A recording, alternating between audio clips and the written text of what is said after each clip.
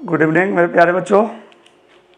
जैसा कि मैंने आपको प्रीवियस क्लास में कहा था कि आज बायोलॉजी की क्लास स्टार्ट होगी और बड़ी खुशी की बात है कि इस सेशन में हम बायोलॉजी स्टार्ट करने वाले हैं।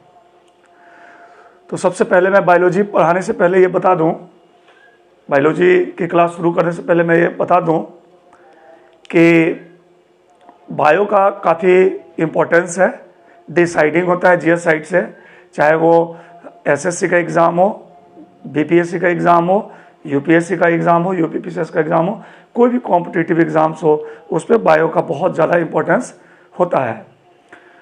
क्योंकि बायो के अंदर जूलॉजी और बॉटनी दोनों आते हैं, इसलिए 4 क्वेश्चंस के आसपास हमारा बायो जूलॉजी साइड से होता है और 4 क्वेश्चंस के आसपास हमारा बॉटनी साइड से होता है। तो अगर दोनों मिला दिया जाए तो कुल मिला के हमारा 8 क्वेश्चंस होता है। तो इस बिहाफ में हम कह सकते हैं कि 8 to 10 क्वेश्चंस, मोर और लेस 8 to 10 क्वेश्चंस का जो नंबर होता है वो बायोलॉजी साइड का होता है और बहुत डिसाइडिंग होता है। तो आज मैंने आपको कहा भी था कि आज मैं आपको सिलेबस बताऊंगा और समय अगर मिल गया इस हाफ घंटे के सेशन में तो मैं आपको आज पहला जो चैप्टर है हमारा ह्यूमन ब्लड में, इससे स्टार्टिंग लूँगा। ठीक है मेरे प्यारे बच्चों, तो आप देखिए सबसे पहले तो ये जो बायो है, बायोलॉजी है हमारा, वैसा साइंस कोई भी जो हमारा साइंटिफिक वर्ड आता है वो ग्रीक वर्ड से आता है, जिसका मतलब होता है जो ग्रीस से आया। सबसे पहले इसका रूट वर्ड क्या है बायो का, तो बायो का मतलब होता है लिविंग और लोगस का मतलब होता है स्टडी, यानी बायोलॉजी मतलब स्टडी ऑफ लिविंग बीइंग्स और living organisms, that is called biology. तो खैर ये तो इंट्रोडक्शन की बात है।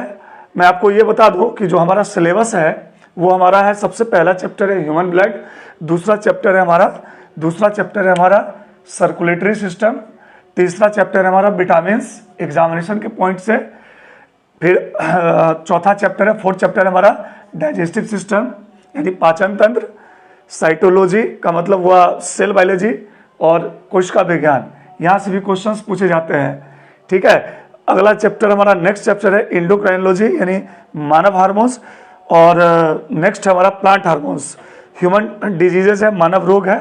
और इस तरह से आप देख रहे हैं हमारा पॉल्यूशन है, रिप्रोडक्टिव सिस्टम है, एक्सक्रीटरी सिस्टम है, जेनेटिक्स है, क्लासिफिकेशन ऑफ ऑर्गेनिज्म है जिसमें मैंने एनिमल्स और प्लांट्स दोनों को एक साथ रख दिया है। ठीक है, और अप्लाइड बायोलॉजी है जिसमें जीव विज्ञान का उपयोग के बारे में पूछा जाता है, और प्रीवियस ईयर्स क्वेश्चंस डिस्कशन है जो सारे वेरियस एग्जामिनेशंस में पूछे गए हैं। मैं आपको ये बता दूं मेरे प्यारे बच्चों कि कोई भी कंटेंट पढ़ने से पहले हमें ये ध्यान देना ज़्यादा जरूरी होता है कि क्वेश्चन आता क्या है, हमारी स्ट्रेटजी कैसी है।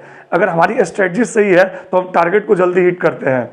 ठीक है मेरे प्यारे बच्चों, जैसे मैं आपको बता दूं कि अगर हम मान लीजिए ये पहला चैप्टर हमारा ह्यूमन ब्लड है, हम इसी की बात करते हैं, तो सबसे पहले आप जानिए कि क्वेश्चंस क्या क्या प्रीवियस ईयर में पूछे गए हैं, रादर देन कि ब्लड के बारे में बहुत ज़्यादा जानकारी जानने से बेहतर है कि अभी इतना जाने कि कौन कौन से क्वेश्चंस इस चैप्टर से पूछे जाते हैं। पहले क्वेश्चन देखिए और फिर सिलेबस देखिए, ये स्ट्रेटजी होना चाहिए मेरे प्यारे बच्चों। दूसरी चीज़ कि अब जब हम कंटेंट की बात करते हैं मेरे प्यारे बच्चों इस ह्यूमन ब्लड में, तो देखिए सबसे पहले तो चूंकि यह इंट्रोडक्शन है तो क्वेश्चंस क्या क्या आता है, किस साइड से आता है, ये जानिए। ठीक है, तो आप देखिएगा ह्यूमन ब्लड साइड से ये 3 पार्ट होता है। एक जनरल पार्ट होता है जिसमें हम जनरल इंट्रोडक्शन की बात करते हैं, सामान्य परिचय की बात करते हैं, जिसमें यह पूछा जाता है कि ब्लड क्या है, हमारे शरीर में कितना ब्लड पाया जाता है। ठीक है, हमारे शरीर में का जो ब्लड है उसकी अमाउंट क्या है, कितनी है, यानी कि हमारे शरीर में जो ब्लड है वो उसका अमाउंट कितना है, मतलब 5 से 6 लीटर होना चाहिए हमारे शरीर में। ठीक है मेरे प्यारे बच्चों, ठीक है मेरे प्यारे बच्चों, तो हमारे शरीर में कितना ब्लड है, हमारे शरीर के ब्लड का पीएच क्या है। अगर मान लीजिए आप ये जानिए कि हमारा ब्लड है शरीर का, हमारे ब्लड का पीएच 7.4 होता है, अगर ये 7.8 हो जाए या 7 हो जाए तो क्या होगा, ये जानना जरूरी है साइंस में, रादर देन याद करने के फंडे से, समझना भी है। कुछ फैक्चुअल कॉन्सेप्ट्स होते हैं जिन्हें आपको याद करना होता है, राइट। अब मेरे प्यारे बच्चों देखिए, जैसे मैंने कहा कि इंट्रोडक्टरी पार्ट है हमारा ब्लड का, तो ब्लड का ये हमने कहा कि हमारे शरीर में कितना ब्लड होना चाहिए, पीएच कितना होना चाहिए। उसके बाद है हमारा आरबीसी क्या है, डब्ल्यूबीसी क्या है, प्लेटलेट्स क्या है, आरबीसी का क्या काम होता है, डब्ल्यूबीसी का क्या काम होता है और प्लेटलेट्स का क्या काम होता है। ठीक है मेरे प्यारे बच्चों, दूसरी पार्ट आती है हमारी ब्लड ग्रुप की। तो ब्लड ग्रुप में भाई ब्लड ग्रुप हमारा ए है, बी है, ए बी है, ओ है। तो आपको ये देखना है कि ये जो कार्ल लैंडस्टीनर ने ब्लड ग्रुप खोज करा था, तो उन्होंने ये बताया कि ये ए है, ये बी है और ये ओ है। तो हम किस बिहाफ पे इसे कहें कि ये ए है, ये बी है, ये ओ है, ये जानना जरूरी है। तो इसका मैं डिस्कशन अभी नेक्स्ट चैप्टर, अभी जो स्टार्ट होने वाला है चैप्टर, मैं इसमें करूंगा। तीसरा पार्ट है ब्लड क्लॉटिंग, रक्त का थक्का जमना। यानी मान लीजिए किसी कारण से अगर ब्लड हमारा शरीर का अगर गिरता है, सपोज कीजिए उंगली कटी हल्की सी, तो उंगली अगर कटी, तो उंगली कटने से हमारी जो ब्लड कटी, तो अब हमारे शरीर से ब्लड निकल रहा है। तो भैया ये नेचुरल है कि अगर ब्लड नहीं कटेगा, अगर ब्लड हमारे शरीर से अगर क्लॉट नहीं होगा, तो निश्चित रूप से आप समझिए कि आधे घंटे के अंदर सारा ब्लड लॉस हो जाएगा। इसलिए ब्लड का क्लॉट होना जरूरी है, रक्त का थक्का जमना जरूरी है। अगर रक्त का थक्का नहीं जमता है तो हमारे शरीर के अंदर का जितना ब्लड है सारा लॉस होगा। तो रक्त का थक्का कैसे जमता है, क्यों जमता है और कितना जमता है, इस सेशन में हम डिस्कशन करेंगे। ठीक है मेरे प्यारे बच्चों। अब नेक्स्ट हमारा जैसे देखिए, अब जैसे मान लीजिए किसी का ब्लड ग्रुप ए है, किसी का ब्लड ग्रुप बी है, कौन किसको दे सकता है और कौन किससे ले सकता है, कितना ब्लड हम डोनेट कर सकते हैं, कितना हेमोग्लोबिन हमारे शरीर में होना चाहिए। ठीक है, ये तमाम डिस्कशन मैं इस चैप्टर में करने जा रहा हूँ। ठीक है मेरे प्यारे बच्चों, तो ये होता है। और अगला क्वेश्चन ये आता है कि ब्लड अगर क्लॉटिंग हो रही है तो कौन सी विटामिन की आवश्यकता पड़ती है, कौन से आयंस होते हैं, कौन से प्रोटीन्स होते हैं जो हमारे शरीर के अंदर पाए जाते हैं और ब्लड को क्लॉट करने से रोकते हैं। ठीक है मेरे प्यारे बच्चों। अब आता है एक आरएच फैक्टर में बताऊंगा। इस आरएच फैक्टर में बताऊंगा कि भाई एक आरएच पॉजिटिव का लड़का आरएच नेगेटिव की लड़की से शादी क्यों नहीं करेगा, अगर ऐसा होगा तो क्या लोचा होगा, है ना। क्यों कहते हैं हमारे धर्म में कहा जाता है, साइंस को जोड़ करके देखा गया है कि भाई समगोत्री विवाह नहीं होनी चाहिए, यानी अगर गोत्र हमारा सेम है तो शादी नहीं होना चाहिए, है ना। क्या रीजन है, ये सारा मैं इस लेक्चर में डिस्कस करूंगा। ठीक है मेरे प्यारे बच्चों। अब देखिए, तो इस तरह के क्वेश्चंस पूछे जाते हैं ह्यूमन ब्लड साइड से। अब बात आती है सर्कुलेटरी सिस्टम की, परिसंचरण तंत्र की। तो इस चैप्टर में हम लोग ये देखते हैं कि ह्यूमन का हार्ट कैसे काम करता है, सर्कुलेशन हमारे शरीर का कितनी सेकेंड में कंप्लीट हो जाता है। ये जो 5 से 6 लीटर हमारे शरीर में ब्लड है, ये ब्लड की जो मात्रा है वो कितने देर में ब्लड से हार्ट से पंप होता है, ये देखना है। हमारे बॉडी के अंदर का जो बीपी है कितना होना चाहिए, कोलेस्ट्रॉल की मात्रा कितनी होनी चाहिए, हार्ट में ईसीजी क्या है। ठीक है, ये सारा डिस्कशन हम लोग यहाँ करेंगे। उतना ही नहीं, ये भी हम लोग देखेंगे कि एसए नोड क्या है, एवी नोड क्या है, कॉर्डी टेंडनी क्या है ना, पेरिटोनियल मेम्ब्रेन क्या है, पेरिटोनियम मेम्ब्रेन क्या है, ये सारी की चर्चा हम इस लेक्चर में यहाँ करेंगे। सर्कुलेटरी सिस्टम है। ठीक है मेरे प्यारे बच्चों, चूंकि ये पूछा जाता है, जैसे एक क्वेश्चन पूछा गया है कि मेढक के हृदय में कितने कोष्ठ होते हैं, तो इस तरह का क्वेश्चन आता है तो मैं बताऊंगा इस चैप्टर से। ठीक है कि नहीं। तो मेढक में देखिए, हम यहाँ लिखते हैं क्या, मेढक, हमने यहाँ लिखा फ्रॉग, मेढक। ठीक है, तो मेढक देखिए 3 लेटर का है, 1 2 3, तो इसमें 3 चैम्बर होता है, ये याद रखने का है। मैं इसे डिटेल्स में फिर भी बताऊंगा। ठीक है कि नहीं। अब नेक्स्ट चैप्टर हमारा क्या है, विटामिन्स। तो विटामिन्स के बारे में देखिए क्या क्वेश्चन आता है, भैया विटामिन्स क्या है, विटामिन्स का खोज कौन किया, विटामिन कितने तरह का होता है, और विटामिन जो है ना कार्य के व्याप पे और संरचना के आधार पे कितने तरह का होता है, यानी स्ट्रक्चर और फंक्शन के आधार पे कितने तरह का होता है, ये बातें हम यहाँ जानेंगे। जल में घुलनशील विटामिन्स कौन है, कौन हमारे शरीर के लिए फ्रूटफुल है। हालांकि हर सारा विटामिन हमारे शरीर के लिए जरूरी है, बट बहुत ज़्यादा जरूरी किस विटामिन की आवश्यकता होती है जिसके बिना हम लोग बिल्कुल सर्वाइव नहीं कर सकते, तो उसके बारे में बताऊंगा। तो विटामिन के बारे में जैसे मान लीजिए वाटर सॉल्युबल है और फैट सॉल्युबल है, तो दोनों का क्लासिफिकेशन मैं करके इसे बताऊंगा। ठीक है। अब आता है हमारा डाइजेस्टिव सिस्टम। तो मेरे प्यारे बच्चों, डाइजेस्टिव सिस्टम में आप देखिएगा कि हम जो खाना खाते हैं, तो खाना शरीर को क्यों चाहिए, कितना चाहिए और कैसे पहुँचेगा, किस टिश्यू तक जाएगा और कैसे जाएगा, ये चीज़ें हमें डाइजेस्टिव सिस्टम में देखना है। यानी जो चीज़ हम खाते हैं वो हमारा पाचन तो एक्चुअली मुंह से ये स्टार्ट हो जाता है, ठीक है। आप जानते हैं एक चीज़, सलाइवा, मुंह में जो लार है ना, उसको हम लोग कहते हैं एंटीसेप्टिक फ्लूइड, उसे एंटीसेप्टिक फ्लूइड कहा जाता है। यानी कि कोई चीज़ जो हम खा रहे हैं शुरू से ही वो फिल्टर करने का प्रयास करता है, जो हमारे शरीर के लिए वो निगेटिव ना हो।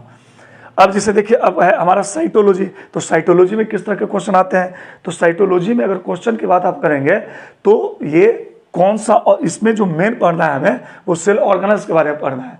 मेरे प्यारे बच्चों, जो हमारा सेल ऑर्गेनल्स होता है, सेल ऑर्गेनल्स, उसमें हम लोग 3 विभाग में बांटते हैं। पहला बांटते हैं कि डबल मेम्ब्रेन कौन है, दूसरा सिंगल मेम्ब्रेन कौन है, और विदाउट मेम्ब्रेन कौन है। ये मेम्ब्रेन क्या है मैं यहाँ बताऊंगा सेल बायोलॉजी में, ठीक है। जिसे कहता है कि पावर हाउस किसे कहते हैं, सेल का पावर हाउस क्या होता है, सेल का पावर हाउस क्या होता है, प्रोटीन फैक्ट्री किसे कहते हैं, कौन सा ऑर्गेनल्स है जो प्रोटीन का निर्माण करता है हमारे बॉडी में, suicidal bag of the cell यानी आत्महत्या की थैली किसे कहते हैं। तो इस सारे प्रश्नों का उत्तर क्यों और कैसे है मैं बताऊंगा। जैसे माइटोकॉन्ड्रिया को powerhouse of the cell कहते हैं, तो माइटोकॉन्ड्रिया को क्यों नहीं कहते हैं, क्यों कहते हैं, राइबोसोम को क्यों नहीं कहते हैं, ये चीज़ है ना। तो कुछ न कुछ बात तो है, तो ये जानना हम माइटोकॉन्ड्रिया में जानेंगे। अब लाइसोसोम को ही हम आत्महत्या की थैली क्यों कहते हैं, क्या हम इसे प्लास्टिड को नहीं कह सकते, तो नहीं, लाइसोसोम को ही सुसाइडल बैग कहते हैं। तो क्यों कहते हैं और कैसे कहते हैं ये मैं इस सेशन में बताऊंगा। और तीसरा पार्ट सेल बायोलॉजी का है हमारा, सेल ऑर्गेनल्स के अलावा सेल डिवीजन यानी कोश का विभाजन। तो उसमें मैं बताऊंगा आपको कि माइटोसिस क्या है, मियोसिस क्या है और माइटोसिस क्या है, यानी असूत्री विभाजन क्या है, समसूत्री विभाजन क्या है, और जो है सो अर्धसूत्री विभाजन क्या है और कैसे होता है, ठीक है मेरे प्यारे बच्चों। अब इसके बाद हमारा एंडोक्राइनोलॉजी आता है। यहाँ से भी 1 से 2 क्वेश्चंस पूछे जाते हैं एग्जाम्स में। कैसे क्वेश्चन आते हैं, सबसे बड़ी ग्रंथि कौन सी है, ग्रंथि का पोजीशन क्या है, ग्रंथि का फंक्शन क्या है ना। जैसे मान लीजिए हम थायराइड ग्रंथि की बात करते हैं, थ्रोट में होता है ये, थायराइड ग्रंथि का क्या काम है, सबसे बड़ी अंतःस्रावी ग्रंथि होती है ना। तो थायराइड ग्रंथि का क्या काम है, ठीक है, लोकेशन का है। अब पिट्यूटरी को जो मस्तिष्क में होता है इसे हम कहते हैं मास्टर एंडोक्राइन ग्लैंड। तो इसे मास्टर एंडोक्राइन ग्लैंड क्यों कहा जाता है ना, ये मैं इस लेक्चर में बताऊंगा, ठीक है। इसके बाद आता है हमारा एड्रिनल ग्लैंड जो ब्लड प्रेशर को रेगुलेट करता है। तो सारे ग्रंथियां का पोजीशन और फंक्शन को एक साथ मैं बताऊंगा, ठीक है मेरे प्यारे बच्चों। नेक्स्ट हमारा देखिए प्लांट हार्मोन्स। तो पादप में जिस तरह से हम लोगों में होता है हार्मोन्स का अपना पार्टिकुलर फंक्शन, उस तरह पादप प्लांट हार्मोन्स में भी हर एक पेड़ के लिए हार्मोन्स की आवश्यकता पड़ती है, उसके ग्रोथ के लिए, उसके डेवलपमेंट के लिए, उसके जनरेशन्स को कंटिन्यू करने के लिए। तो मैं बताऊंगा, ठीक है। कुछ हार्मोन्स ऐसे होते हैं जिसे जो गैसियस फॉर्म में पाए जाते हैं, जैसे मान लीजिए इथाइलिन है ना। इथाइलिन गैसियस हार्मोन्स होता है और ये गैस के रूप में पाया जाता है। ये प्लांट के लिए फ्रूट को पकाने में, फलों को पकाने में ये काम आता है। तो इस तरह के सारे हार्मोन्स के क्या क्या फंक्शन है मैं यहाँ बताऊंगा। फिर देखिए कितना इंपॉर्टेंट डिजीज है मानव रोग, है ना।